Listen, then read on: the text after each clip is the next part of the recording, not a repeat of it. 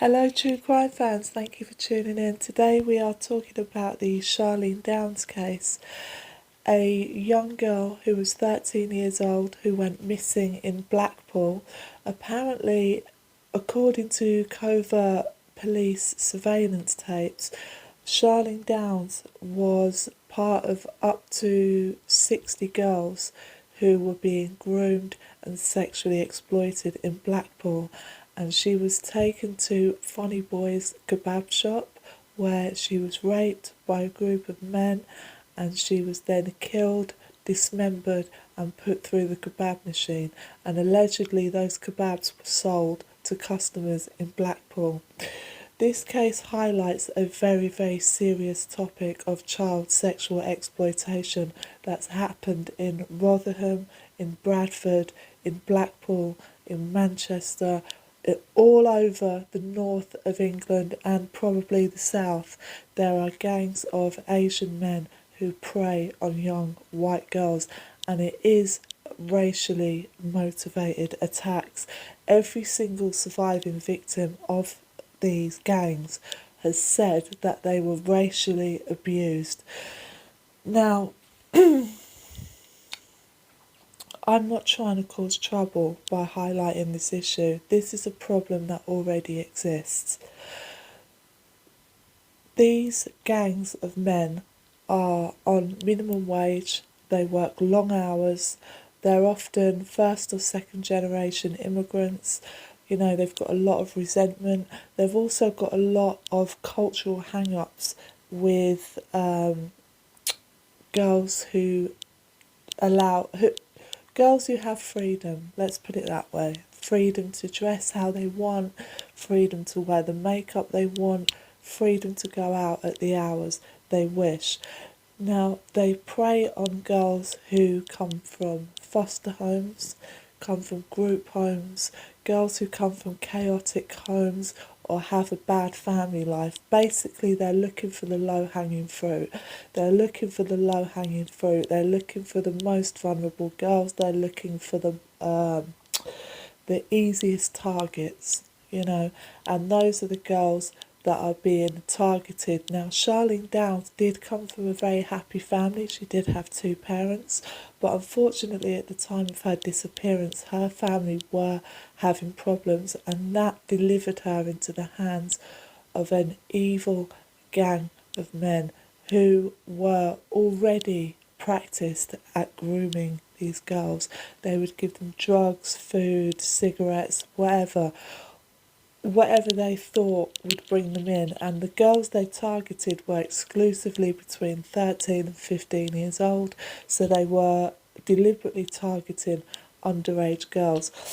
In every other case of child exploitation in England, every surviving victim of that abuse has said that they were racially abused, that they were targeted because they were white. As I said, there's a lot of cultural hang-ups.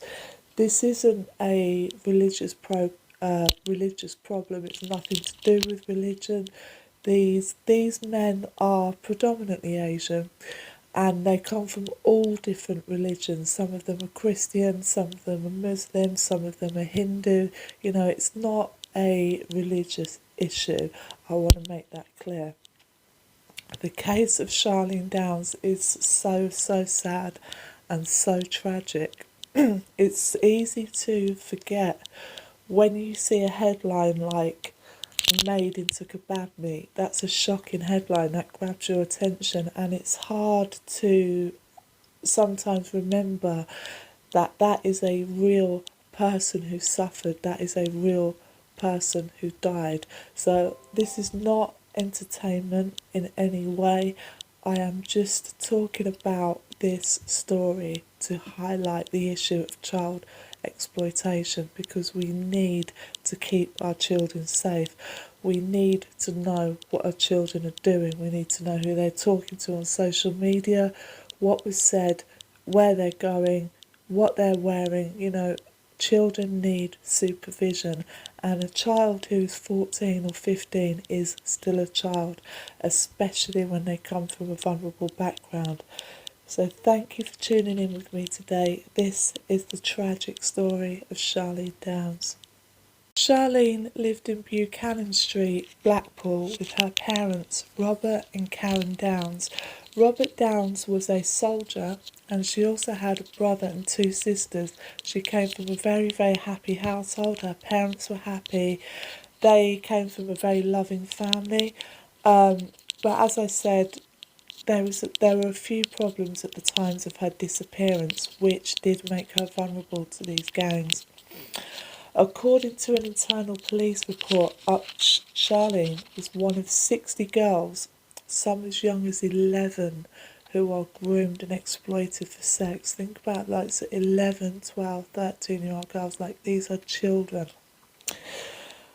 When Charlene was last seen, Karen Downes spoke to her in the evening of the 1st of November 2003 in Blackpool Town Centre. Charlene was wearing black jeans, black boots, a black and white jumper, and she might also have been carrying a hoodie top. Karen was in Church Street handing out flyers for an Indian restaurant when she saw Charlene and one of her other daughters, Rebecca, at around 6:45, so 6:45, and the three of them talked and then Charlene left.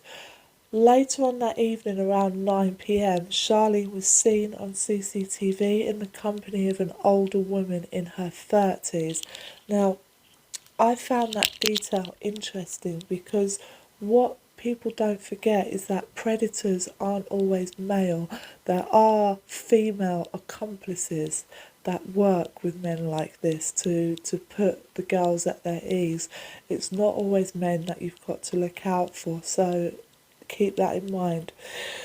Now, the trial, there was a police decision to treat Charlene's disappearance as a murder because according to their surveillance and their audio surveillance, their undercover surveillance, they heard that Charlene had been killed and she had been dismembered and they had put her through the kebab machine and they had sold them kebabs. So the police knew it was a murder, but they couldn't come out really and say, look, we've got this evidence, because they had got that evidence covertly. When you get evidence for a court case, there's a chain of evidence. It all has to be done like by the books. And because the police had covertly got this information, they couldn't really use it in court, but they knew it was a murder. There were several arrests in the case. Now, two men stood trial in May of 2007, a man called Aid Akabiti and Mohammed Ravishi. They were the owners of Funny Boys Kebab Shop in Blackpool. After an official report by the Independent Police Complaints Commission, one of the detectives involved was found guilty of misconduct. However, that had no bearing on the case. The trial brought to public attention what was described as endemic child sexual exploitation, not only in Blackpool but in the entire country of England. This goes on a lot. Wherever there are vulnerable girls, there are people there to exploit them.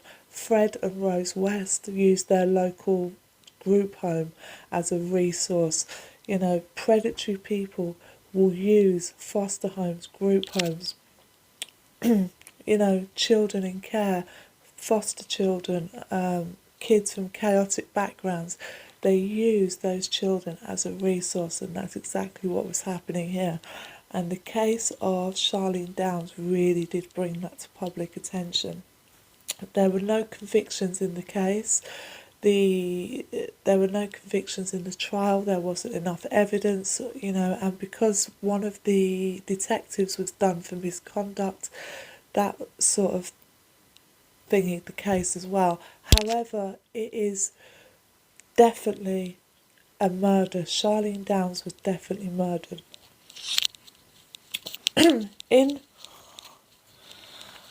Now, as I said, this case highlights an extremely serious issue.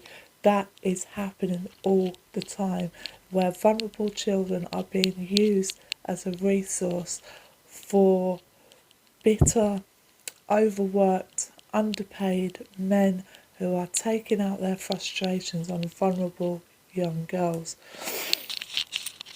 In 2017, there was an arrest of a 51-year-old man. However, it was later determined that he had nothing to do with the case. Now, in 2012, Charlene's younger brother admitted in court to punching the man who had faced the charge of helping to dispose of the body. He was given a fine and a suspended sentence. I think that was right. I mean, if I had heard anyone had done that to my younger sister, they would get more than a punch in the face. The case of Charlene Downes is just tragic, awful and horrific, and it really, really highlights an issue that needs to be put to rest. Anyone out there who's watching this, make sure you know what your children are doing, where they're going, who they're talking to, what was said. Make sure you monitor their social media, make sure you know exactly where they're going, make sure you supervise everything they do. There is no real way to protect your children from everything that's out there, but you can supervise them to the best of your ability. This episode is dedicated to the memory of Charlene Downes. Thank you for watching.